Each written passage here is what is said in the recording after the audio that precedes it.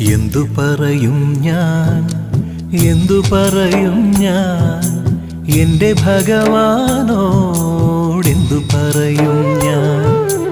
ഒന്നും പറയാതെ ഒക്കെ അറിഞ്ഞോളും നിൻ പരിതാപങ്ങൾ ഒക്കെയും തീർന്നോളും.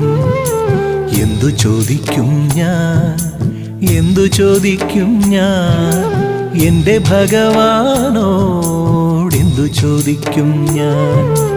ഒന്നും ചോദിക്കാതെ ഒക്കെയും തന്നോളും നിന്റെ അഭീഷ്ടങ്ങൾ ഒക്കെ നടന്നോളും.